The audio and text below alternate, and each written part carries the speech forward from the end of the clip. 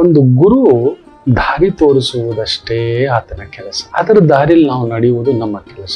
ಹಿಂದೆಲ್ಲ ಒಂದು ಗುರುಕುಲ ಪದ್ಧತಿ, ಒಂದು ವಿದ್ಯೆಗಿಂತ ಸಂಸ್ಕಾರ ಕಲಿಸ್ತಿದ್ರು ಮಕ್ಕಳಿಗೆ. ಹೌದು, ದೈವ ಭಕ್ತಿ, ದೇಶಭಕ್ತಿ ಇವೆರಡು ಮೊದಲು ಕಲಿಸ್ತಿದ್ರು. ಹೇಗೆ ನಮ್ಮ ಅಚ್ಚುಕಟ್ಟು ಬದುಕು ಕಟ್ಕೋಬೇಕು ಅಂತ. ದೈವ ಭಕ್ತಿ ಮೊದಲಿಗೆ ಬೆಳಗ್ಗೆ ಹೋಗ್ತಿದ್ದ ಹಾಗೆಯೇ ಗಣಪತಿಯ ಶ್ಲೋಕವೋ, ಸರಸ್ವತಿಯ ಶ್ಲೋಕವೋ, ಒಂದು ಪುಟ್ಟ ಸುಪ್ರಭಾತವೋ, ಸುಭಾಷಿತವೋ, ನಮ್ಮಲ್ಲೊಂದು ಚೈತನ್ಯ ತುಂಬಿಸ್ತಕ್ಕಂಥ ಒಂದು ಗಾದೆ ಮಾತುಗಳು. ಪ್ರತಿ ವಿದ್ಯಾರ್ಥಿಗೂ ಊಟ ಮಾಡುವಾಗ ಹೇಗ್ ಮಾಡ್ಬೇಕು, ಕುಳಿತುಕೊಳ್ಳುವಾಗ ಹೇಗ್ ಕುಳಿತುಕೋಬೇಕು, ದೊಡ್ಡವರು ಬಂದ್ರೆ ಹೇಗ್ ನಮಸ್ಕಾರ ಮಾಡ್ಬೇಕು, ಯಾವ ಭಾಷೆ ಮಾತಾಡಬೇಕು, ಆಡು ಭಾಷೆ ಬೇರೆ, ವಿದ್ಯಾ ಭಾಷೆ ಬೇರೆ, ಜ್ಞಾನ ಭಾಷೆ ಬೇರೆ, ಸಾಮಾನ್ಯ ಭಾಷೆ ಬೇರೆ, ಹಿರಿಯರ ಹತ್ರ ಹೇಗ್ ನಡ್ಕೋಬೇಕು, ಸಮಾಜದ ಜೊತೆ ಹೇಗ್ ನಡ್ಕೋಬೇಕು, ನಾಳೆ ನಾವು ಸಮಾಜಮುಖಿ ಆಗುವಂತಹ ಸ್ಥಾನಕ್ಕೆ ಬಂದಾಗ ನಮ್ಮ ಜವಾಬ್ದಾರಿಗಳೇನು, ಈ ರೀತಿ ತುಂಬಾ ಅದ್ಭುತವಾಗಿ ಕಲಿಸ್ತಿದ್ರು.